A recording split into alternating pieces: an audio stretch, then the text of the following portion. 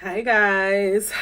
You know, I normally like to start this video like super like hype but I'm just going to say this.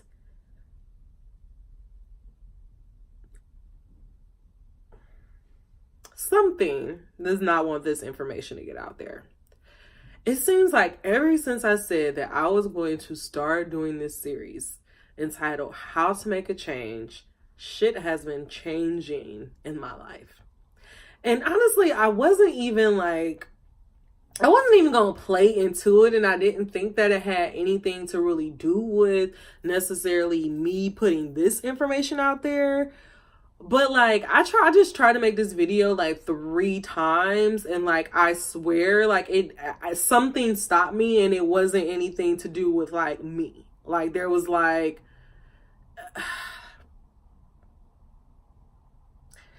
the thing is, like, now I'm hyped up. Like, you're not gonna stop this information from coming across. Like, I have been going through. I was gonna say I was gonna say I was being attacked, but I don't even want to say I've been attacked. I've been going through final exams, and like all of my lessons has been around me speaking my truth, me standing in my power, and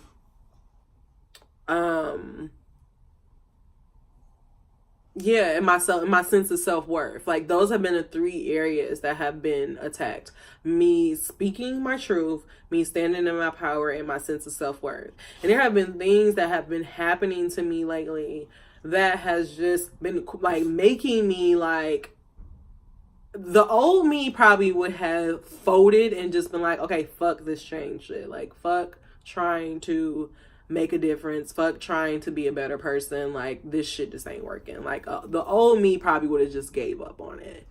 But like lately I have been able to like remove myself from the situation just a little bit and realize like like damn, like I really have grown. Like I really, that situation I would have been crying by now, or I would have been like just completely irrational. And I'm really learning that like I am changing, I am growing, and that's all, I am. And I like, I keep saying it, but I am.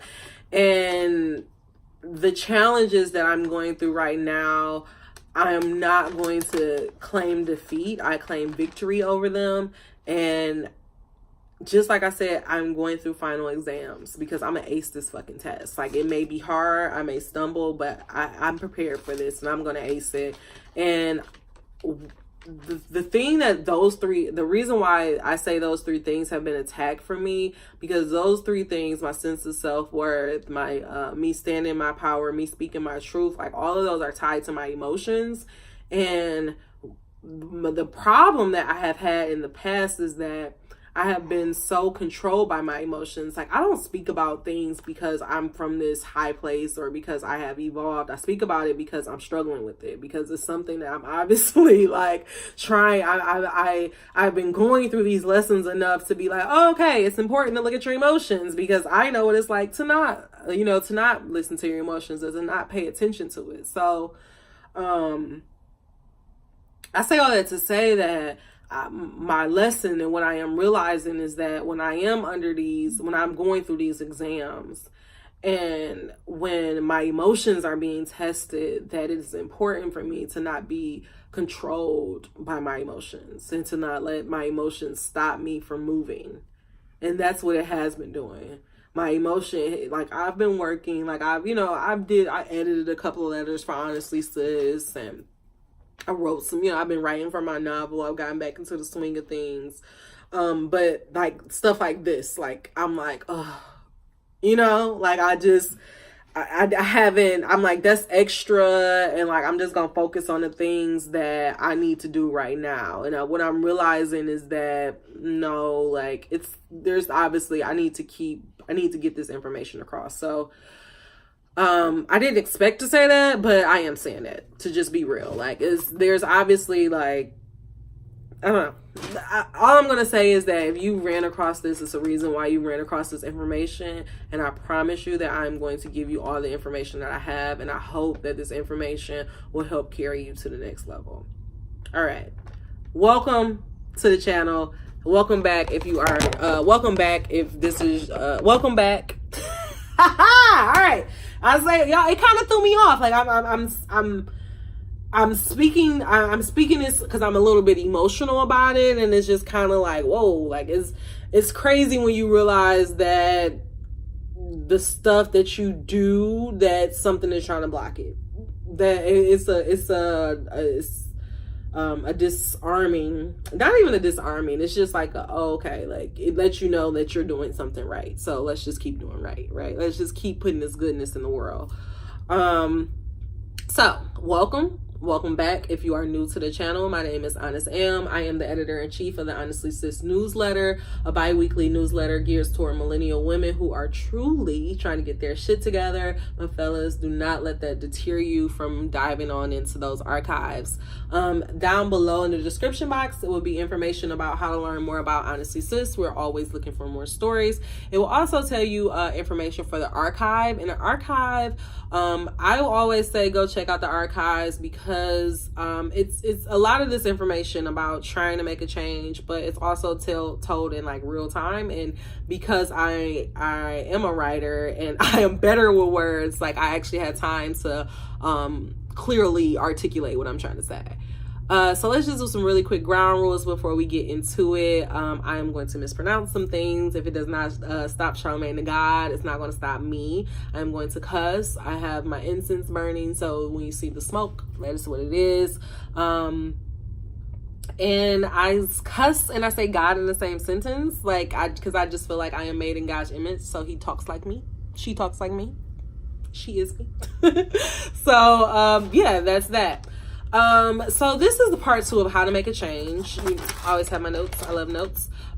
This is part 2 on how to make a change. The very first part, I just talked about like the different levels and identify what it means to feel stuck, be in a quarter life crisis, and to experience a spiritual awakening. I mentioned the archives because there is a really good letter in there. I think it's called When You Plan, God Laughs or something, but there's a really good letter in the archive, kind of in the earlier part, where I really talk about the quarter life crisis and some steps to how to get yourself out of there. So always implore you to go check that out. It's really good information in there. But I talked about all of those things in part 1, and then I also talked about the importance for reading The Alchemist. Now, I feel like The Alchemist is the Bible for anybody that is trying to make a change. I frequently go back to The Alchemist. I just frequently go back to it. I'm always like, when I'm every time I go back to it, I always find some more information, or I see something that's useful that's like, I didn't realize that there. And it's like really good, and it somehow applies to my life. I frequently go back to The Alchemist and be like, where am I on my journey compared to the shepherd? So like, say if I think about my journey right now, I would say that I am in the desert learning the languages of the world. I have been seeing a ton of like number synchronicities. I have birds, clouds. I actually had a crazy dream. Thoughts, like, you know, like it's just been kind of crazy and exciting, and it's just like it's kind of great because it's like now I'm finally starting to understand like, oh, what all of this means. Like it's really fun when you start getting into the languages of the world. And I think I've always been the type of person that I always say this thing that everybody's a prophet. And I've always been the type of person that I will get into like super long, deep ass conversation with strangers. But like lately, I've just been noticing like these conversations, or people will just say things to me out of nowhere and like not really solicited, and it'll be things that I'm like directly dealing with, or it'll be information that I need, and like this person will just tell me. Like it was so funny. The other day I was like in my acting class, and this lady just turned around and was just like, you know, when I talk to my sons, like I just talk really, really low. Like when our conversations when I feel like it's getting off of the it's starting to go left, I just lower my tone. And then I realized that like disarmed everybody. And this lady just said it to me like out of nowhere. And I was just like, okay. But then I thought about it like, oh, like that's a tip. Like, cause I'm a type of person that when I am in an argument or when I am passionate, I get really hype and I start speaking louder and I'm like, you know, like the Detroit come out in me. And so like, she just gave me that information and I was just like, oh, okay. Like, thank you. Another example of that is like this guy, I swear, I literally call every time I see him, I call him the wise old man. Like I literally have a wise old man that's at my bus stop. Like when I tell you, this guy just randomly gives me like we have deep ass 20-minute conversations, or he'll just give me like something to just chew on all day, or something I've been thinking about. And it's not even like he's always at the bus stop. Like he just will rant. Like, I don't know. It seems like he's always there kind of when I need this information. And one time he gave me, we were talking one day and he's like, E squared R2C or something. Like he gave me this formula, and the formula pretty much said never allow your emotions to override reasons unless you are ready to face the consequences. Like, you know, like, and when I tell, like, I have a yoga, I go to yoga with these ladies from my job all the time, and I told her that. She's like, what the fuck? Like, how do you meet these super deep ass people? And I'm like, I know, like, it's kind of crazy, but like, I say that to say that you just don't know like where your information can come from, and you don't know, you can't be so focused or so locked in your own world that you don't hear what the world is trying to give to you. So open up your ears. All right. So I feel like I'm all over the place, and I do feel a little all over the place. I'm really going to try to finish this video tonight. Like, I'm not going to edit this. I'm not going to start over. This is going to be the video. So, tonight, I'm going to talk about how personal legends are built, entering Africa, and then the crystal workshop. If you really want to know what happened in part 1, I just ask you to just go ahead and look to that. I will say the reason why I love the Alchemist so much is because the shepherd is just like us. Like, he was somebody, it wasn't like he was down and out and he had no choice but to go find his treasure. No, it's actually the exact opposite. He was living an amazing life. He was doing better than like most people in his hometown. And then he decided to go after this thing that was nagging him. So the very first thing I want to talk about is that everybody has a personal legend. It doesn't matter who you are, everybody has the personal legend. It's just up to you on whether you choose to actually acknowledge that you have one. I think that when we start looking at our journey, when we start looking at our goals or our dreams as a journey and not a destination, you take pressure off yourself.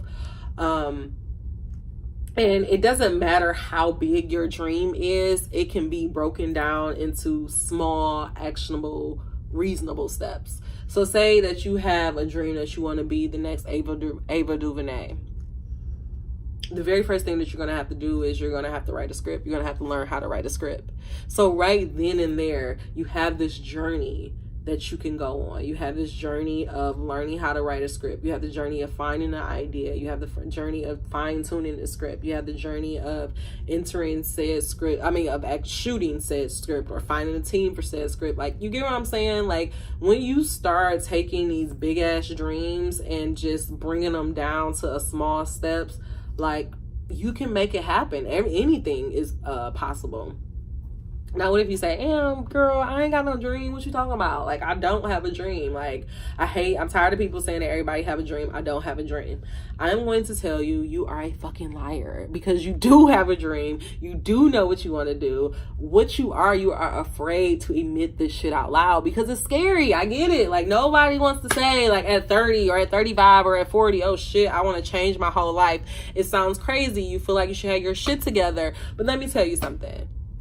Let me put you on a little secret that I have realized, and I think everybody should realize this. Nobody knows what the fuck they are doing. This world is literally, after you graduate college, like, all it is a fucking free exercise of how to get your shit together. Like, nobody knows what they're doing. People are trying to front and trying to pretend like It's really good to have these outlines, and I think that's how a lot of us college kids or people who are used to being in school get ourselves in trouble, because we look at life thinking that everything is going to be like school. Like everything is going to be, I do X, Y, and Z, and then I'm going to get Z. Like I do A, B, C, and I get D. Then I do DC. Like, no, we think that everything is going to just be a straight and narrow path, and that it's going to lead with this shiny diploma. But that's not life. Like, and that's just not how it happens. It's not. Then let me tell you about the different type of people that there are in this world. And I was going to save this for the crystal shop part, but hey, here we are. So there are 3 type of people in the world. I like 3. It's a really good number. So 3 type of people in the world. 1, you got your type of people who know from the day that they was born exactly what they want to do, and they are going to do it. Those are the Beyoncés. I mean, they just are. So you have your Beyoncés of the world. You have your Beyoncés who know exactly what they want to do, and they're going to do it. Bam. They set their whole life to make this thing happen. That's our one type of person. Then you have your second type of people that, let's call them the Jay-Z's. These are the type of people who, yeah, I had to think that theory out. But yeah, so these are the Jay-Z's in me.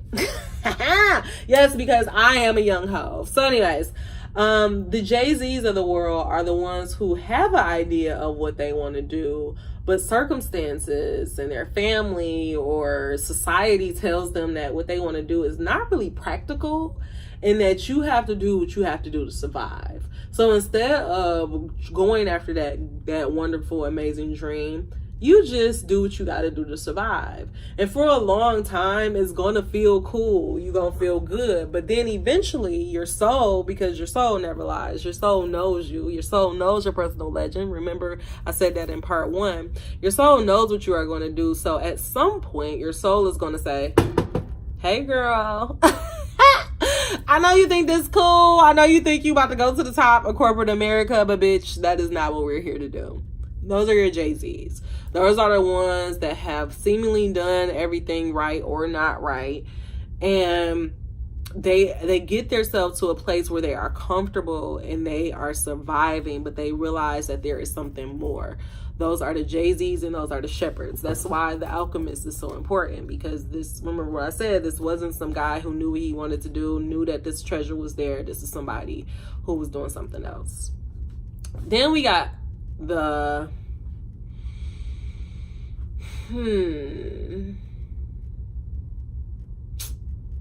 then we have, I don't even know what to call these people. I was trying to think of a really good name, but I don't have a name. But then we have the people of the world who they know what they want to do. They have an idea of what they want to do, but for some reason, I mean, maybe it could be low self-esteem, maybe they could be lazy, maybe they just really fucking comfortable. They're never going to actually realize that dream. Like, they know what they want to do. They can visualize it. They may even tell you about it, but they are never going to take real steps to actually making those things happen. Like, those are just dreamers.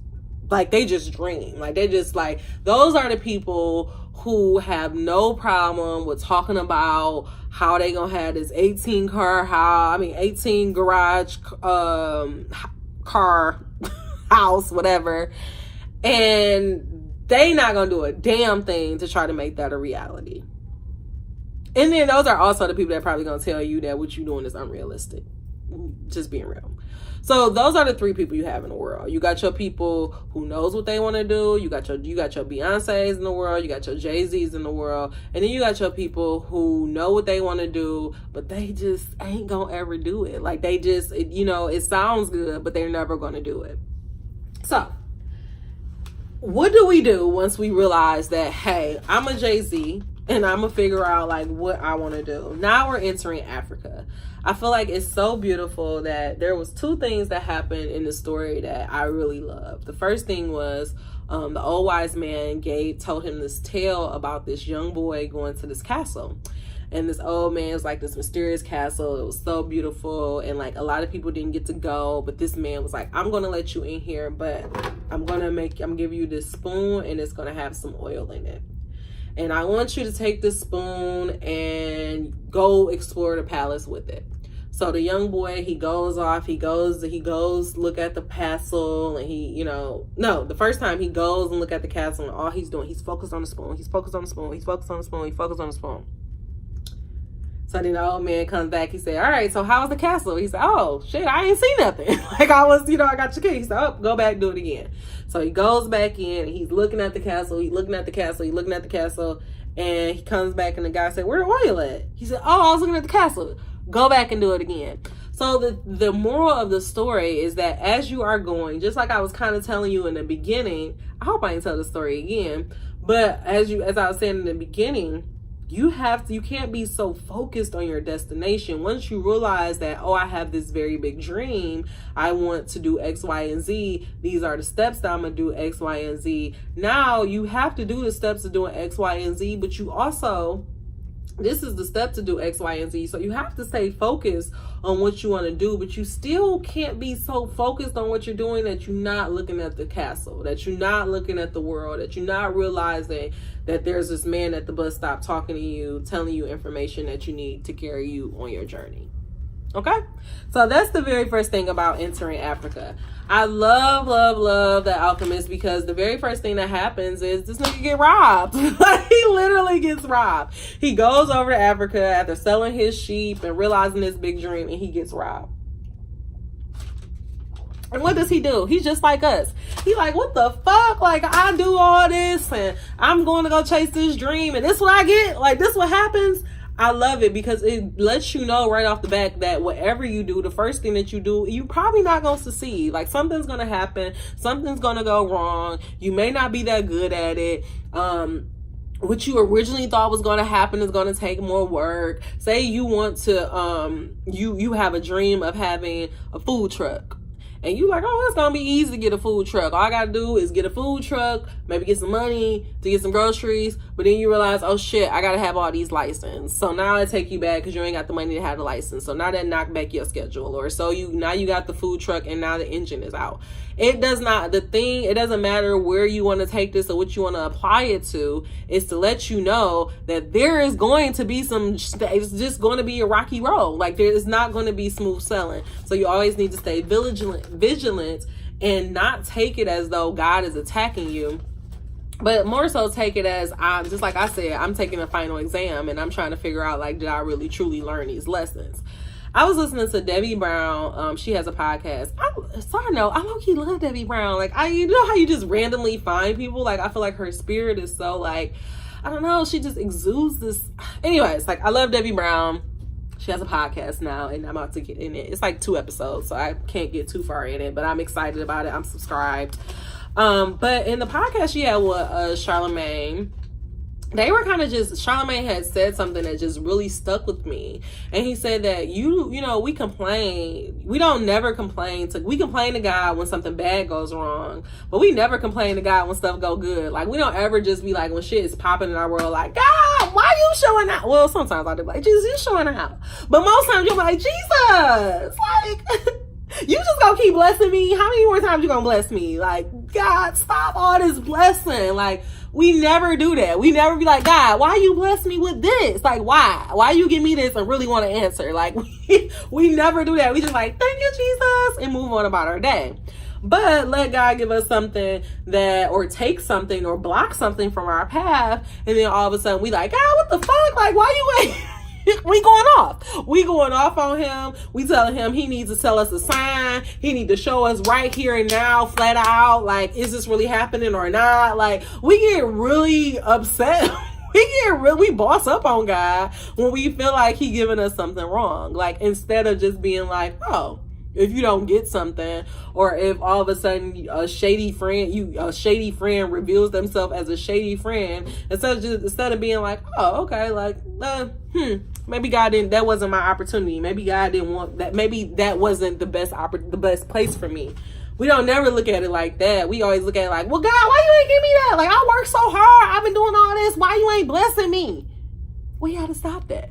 Like, we gotta just stop that, because that's not, like, God is not, if we say that he's doing everything in our best interest, then we have to know that whether it's good or bad, it's in our best fucking interest. Like, it don't matter. Like, if it hurts our feelings or if it makes us feel uncomfortable, he's doing it because it's in our best interest. One of my favorite Bible verses is count it all joy when you come across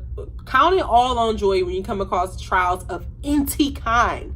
Like, he didn't say, like, count it on joy when I start messing with your money. He said any kind. Like, I don't care what I do in your life. When you see me start shaking some shit up, I want you to just start clapping your hands, because you got to know that I'm moving and I'm about to start making stuff happen. And I promise y'all, I literally just had this revelation, just had this aha moment a couple of hours ago at work.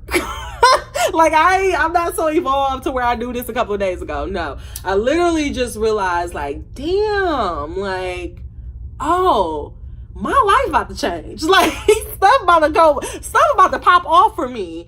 And that's how you got to start looking at it. Like, so when things start shaking up in your life, or when you start making these changes, you got to realize that obviously these things are being shaken up for a reason. Okay? All right, that's as we entering into Africa. We moving on to part 2. The other thing, and I cannot even take credit for this. Shout out to my brother. I love you, Samuel. Samuel, not to be confused with Sammy pussy ass hiding behind. We ain't even gonna talk about Game of Thrones. Samuel, my brother, I love you. But another thing that we have to recognize is that when we are making a change, it is very important to realize we are making a change, meaning that we are doing something that we are not used to doing. Like, especially when you are trying to make a change with your personality. Like, another truth moment, like, I have a really, like, I can be, how do you say it?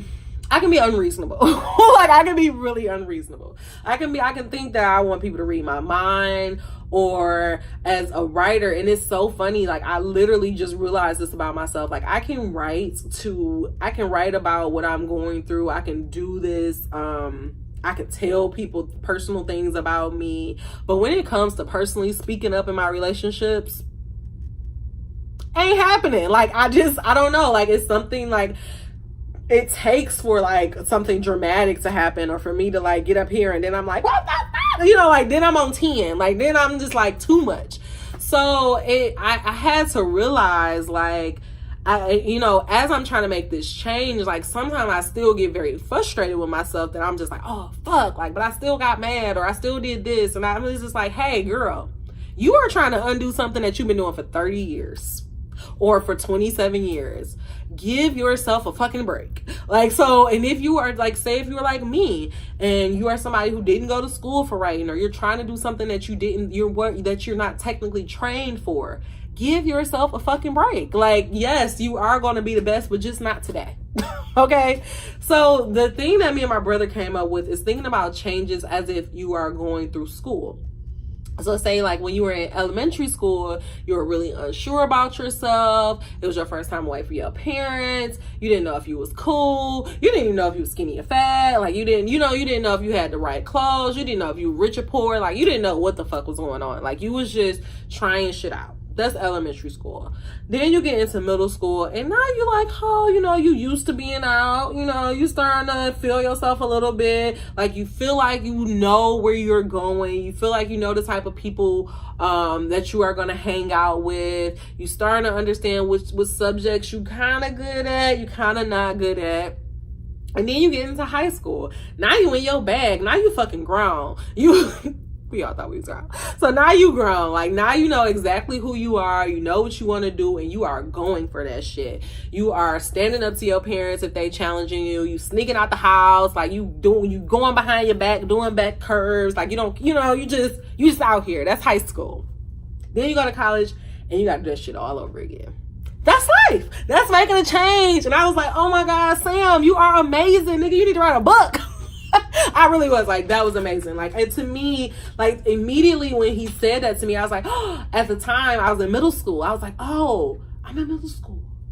I realize what I want to do. I got a good idea of what I want to do, but it's still new to me and I'm not really sure how to go about it. But now I'm in high school. I know what I want to do and I know how to get to what I want to do. So now I can start swagging it out just a little bit. But you know what? Once I get an agent, or when we start publishing this book, I'm gonna enter college and I'm gonna be knock my ass right back down, because then that's a whole new world I know nothing about. So that's why you have to start looking at your life as a journey and not a destination, because you are always going to be and it's gonna be like this. You're always gonna find yourself, if you lucky, and if you are constantly growing, which I hope that's what we hear about. that's the purpose of this matrix. But if you are here, like, you're always going to be learning. You are always going to find yourself being in a high point, and then you're going to have to reinvent yourself, or you're going to be learning something. You're going to get to that hill, get to that mountain, and then your ass going to have to go right back down, or you're going to have to climb up another one. That is just the journey. That's just how it goes. So change is uncomfortable. That's just what it is. Challenges are just there to see how bad you want it. Like, anything that you come up across, and I'm not even gonna say that it's to just see how bad you want it. I truly feel that these challenges come up to see, like, have you truly learned the fucking lesson? Like, I can say all I want that, I'm evolved, I'm spiritual, I'm in alignment. I can say that. Like, I can say my third eye open, or I'm, whatever the fuck people say. Like, I can say that, but it's something else. Like, this quote I saw, and I don't know who quote it is, but it's like, people say that they're spiritual until they until they spend a weekend with their family. Like, like how far does your spirituality really goes? So it's these lessons are here to see, these challenges are here to see, have you really learned that lesson? Are you really evolving? Are you really going to overcome? And like that's what I was dealing with, for these last 2 or 3 months. Like, I've been dealing with this thing about my emotions, because I think, like, what God was trying to show me was like, okay, so look, girl, let me get this straight. So you want me to bless you so you don't want to do the accounting thing anymore. I got that very clear, very strongly. You don't want to do that no more. Okay, got it. You don't want to do that anymore. You starting to do this little honesty sis stuff. So are you saying that you want that to be your new job? Is that where I'm supposed to bless you? Then you're also working on this book. So I see you doing that. It seems like you have it very straightforward, but then you're also doing this acting thing. So it's like, girl, like, what are you really doing? Like, where am I really blessing you with? Like, where are we going? And I said, well, God, you know what? Wherever you feel like I need to go. He said, okay, well, it seems like what you are trying to do is you trying to be somebody that is a boss of yourself. Like, you're not trying to answer to nobody. You're trying to make some moves. Okay, so if I bless you with this, if I give you everything I want you to have, if I give you literally everything you have, are you going to be able to sustain it? And I said, Jesus? Look, I'm literally having a conversation with God right now. Jesus? I don't know. And so now he's giving me lessons to say, okay, so what happens when the person that you thought that you were so what happens when you're working, you're owning this organization and your personal life is falling apart? So you just gonna stop showing up? Are you just gonna stop doing honesty sis? Are you gonna stop managing people? And so hence the lesson. Because I was like, because probably if God was to bless it, and that's what you got to start thinking about it. If God was to bless you with what you want right now, would you be prepared for it? I mean, if you watching this video, probably not. Like, I'm just gonna throw it out there, like, because I know I'm not. Like, I had to be honest and be like, you know what? If God was to bless me and like have this magical investor give me honesty sis and say, hey girl, I want you to grow this and I'm going to give you this money to grow it and give you this platform and just spread your wings, girl, like a butterfly. If they would have did that to me in February, and me and my boyfriend, like, we're kind of, we kind of going through a turbulent thing, or say me and my boyfriend broke up, the whole fucking magazine probably would be shut down by May. because that's how bad I was ruled and being controlled by my emotions. But the thing is, God, he loves us so much and he looks at us for us so much that he like, girl, I'm gonna set you up with these little things first. Like, cause you ain't gonna win. Cause if I bless you right now, you not ready for it. So that's how you got to start. That as you're entering Africa, as you are starting to enter the unknown, realize that literally everything you are coming up against is to get you prepared for where the fuck you are trying to go. So if you just take like 5 seconds, and I know it's hard. Like let me tell you, I'm an Aries. Crazy. And temper. All of that. So, go figure. So, yeah. So I know it's hard to stop, but if you just get a moment to just like pull yourself out of your emotions and be like, oh, you will see the bigger picture. So that's something to be very mindful of. Be patient with yourself. Don't compare yourself to your old self. So just because you were popping, you were about to get a promotion, you was about to be a manager, probably when you make that change, it's probably not gonna be the same thing. Fair, right? Fair. Let me give you a really quick story. So I have been working on, I told you I'm working on my metaphysical thriller, right? And I'm going to be a New York Times bestselling author, right?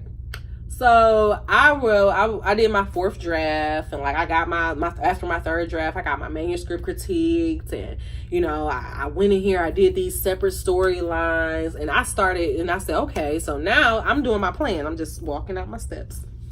And so I'm reading, I got 3 main characters, and I wrote all their storylines just full out. That's what the lady told me to do.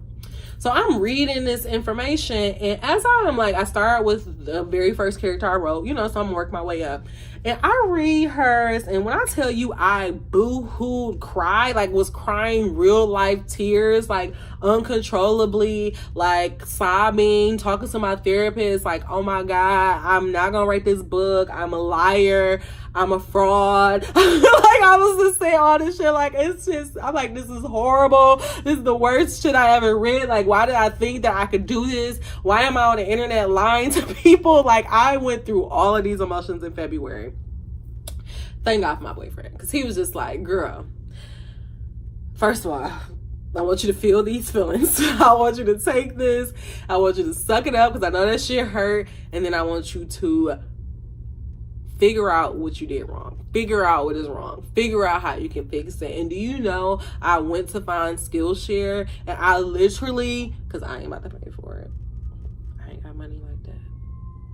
Money. And that's the other thing I want to say. When you are out here trying to do stuff, stop paying people for shit. Don't pay nobody to do your website. Do your shit yourself. Because guess what? All they're doing is pulling your fucking template, pulling templates from Squarespace, Wix, wherever they're getting it, and taking your money.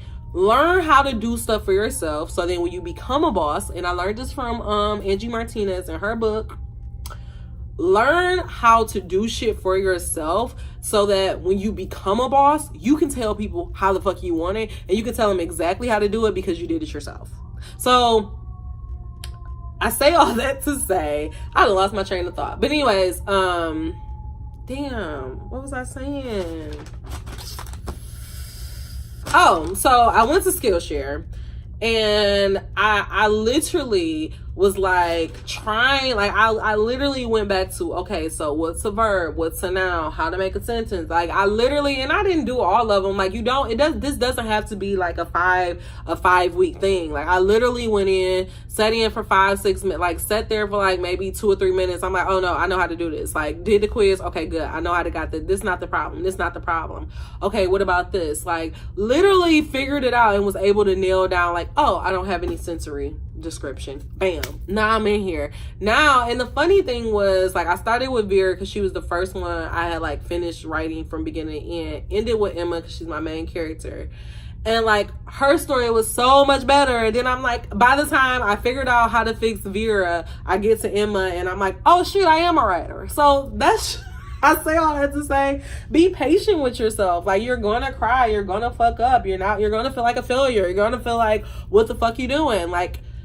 it's gonna happen. Girl, we just saw Beyonce. Like, we literally just saw Beyonce. 218 pounds, titties everywhere, sweating, can't get the moves together. I mean, not eating, hungry, tearing down an apple. But then guess what came out of that? Fucking homecoming. And now we have it forever. So that goes, like, you have to, and she says it, and I listen to it often.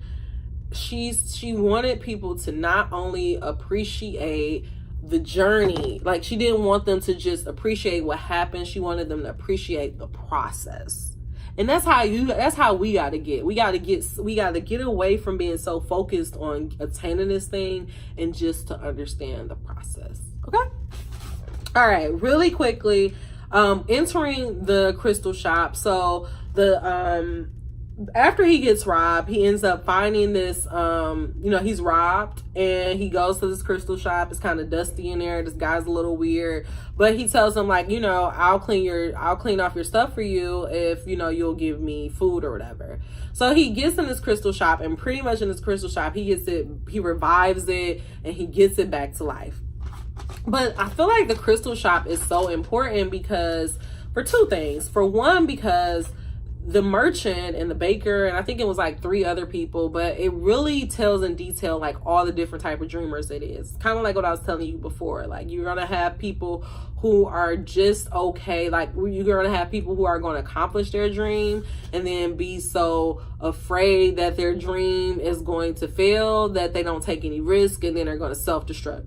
Then you're going to have people who are going to accomplish their dream, or you're going to have people who are going to think about their dream about their dream, and they don't ever want to realize it because they feel like, well, if I actually realize this, then what else do I have to work for? Okay, for people, like, say for example that you like, I want to write one book. I don't know about a lot of books, because that was my other thing. I'm like, I want to be a writer, and but I don't have 5 or 6 books in me. I got this one idea, and I got to make this one fucking idea work. But what I have realized, like, in the process of saying I only had this one fucking idea, is that as I have started working, and I feel like that's what happens. Like, when you start utilizing certain muscles, like, your other ideas come. So I just don't ever feel like if I do this thing, then what comes after it? More come after it. Like, better things come after it. Like, so just go after it. But the crystal shop was so important because it tells you, like, how fear can just block you in. Viola, I just recently posted a clip on my Instagram at Honestly Am about courage is fear with prayer. Like, everybody's scared. Like, I don't care who the fuck that person is. Everybody is scared. Everybody is worried that something may not go right. It's just certain people that know how to mask it and people who don't. Like, you just have to have that courage to be like, to admit that you have this dream, to admit that you may fail because you are going to fail, and be like, who the fuck cares? Like, just keep going, because guess what? If you have not looked at our government and realized it, nobody knows what the fuck they are doing. Nobody. So who the fuck cares what anybody thinks? Like, honestly, and if you also want to take it into a cynical look, into a senile or a negative way, we are at the end of the fucking world. Who gives a fuck? Like, go after your dreams. Like, if this bitch about to self-destruct, if World War II, if Trump's gonna drop some bombs, you may as well go after your dream. Like, that's more reasons to go after your dream. You say you look out the window, you're like, oh my God, the world crazy. Fuck, it's crazy. That's more reasons to go after your dreams. We ain't got much time. So you got to do it. So I said that it was very important. The crystal shop is very important because it talks about the dreamers. It talked about your fear and how fear can block you in. But the other thing that is so important in the crystal shop is that you never, I love the crystal shop because he gets there and he's there for, I think they say like 6 months, and he is making buku money. He's richer than what he was as a shepherd, and he has enough money to go back and buy like twice the time of sheep he had and still have extra. But he's also faced with this choice of whether he is going to go back home or is he going to keep pursuing his dream. And of course, for the sake of the novel, he keeps pursuing his dream. But I love it because of two things. For one, I think that we can all get caught up in the thing that the book does not discover, but I feel like is very pediment, and how I knew I had a crystal shop moment, is that we can get caught up in somebody else's dream. So I was in an organization, and I love this organization. I was tied to this organization since I was in high school. And I was doing it and I was involved in it, and I felt like I was giving myself to this program. But I also felt like after a while, it felt like I was cheating on my dream for this program. You know, like I felt like I couldn't, I felt like I wasn't fully going after my dream because I was still so focused and tied into this program. And so I decided to separate, to leave the program and to focus on my dream full time. Now, some people can say that's selfish, whatever. I don't think that you could, I truly don't, I don't believe it's possible for you to truly go after your dream, working or being committed to somebody else's dream. Like, it just doesn't happen. Now, I'm not saying I'm not like, hear me when I say this, I'm not saying somebody's job. Like, I think we all need to have job. We have to, that's just the world we live in. I'm saying that you cannot be tied into somebody else's dream, like volunteering, giving your time, giving your energy, giving your resources to somebody else's dream and still pursue yours in the same, like you don't have that much, like you only have one glass, like who you gonna give it to? So I think that's the importance of the crystal shop, of realizing you're going to have several choices when you start getting on this journey of making a change. You may find yourself that, say for example, you want to be this director or whatever, and you start apprenticing or you start working under this other director, or you start you start writing screenplays with other people, and you can get caught up behind that and just only do screenplays with them and just, get lost in their thing or only do their movie and totally forget about your dream screenplay. It's very important to not get caught up in other people's success and to stay focused on what you want to do. And you can always go back home. Like, that's the beautiful thing about making a change. Like, you don't have to look at it like, if I start making this move to being a whatever you want to do, like say if I start making this dream of becoming this fashion designer, it don't mean that I lost my thought. I'm sorry guys, I lost my thought. That's all I got tonight. The crystal shop, the importance of the crystal shop is realizing the different people that you can run into, realizing how fear can stop people, block people's dreams and stop them from growing because they get scared of making change. It also tells you what happened for people who's afraid to make changes and stay blocked in. So I say all that to say, be mindful of your crystal shop. Don't get caught up in anybody's success. Don't be afraid to make changes, but also be patient with yourself as you're making changes. All right, I'm just gonna finish this up. I did not want this to be so long, but I'm just gonna finish this up really, really quickly with the word. Spirit, is there any guidance you have for us to just end this very long video that took forever? But please tell me, make it as plain as possible. How beautiful. I love it. It comes not by magic, but by universal law. Come on, God. Come through, Spirit. All right. Start telling yourself a better feeling story about the things that are important to you. Do not write your story like a factual documentary, weighing all the pros and cons of your experience, but instead tell the uplifting, fanciful, magical story of the wonder of your own life and watch what happens.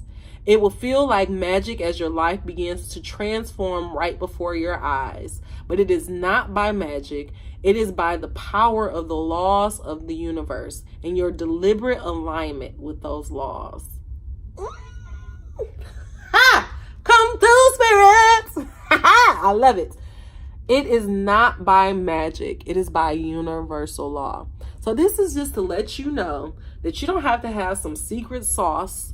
You don't have to have this buku amount of money. You don't have to have an investor. You are prepared. You have everything that you need inside of you right now today. You have everything you need inside of you to make your dream a reality.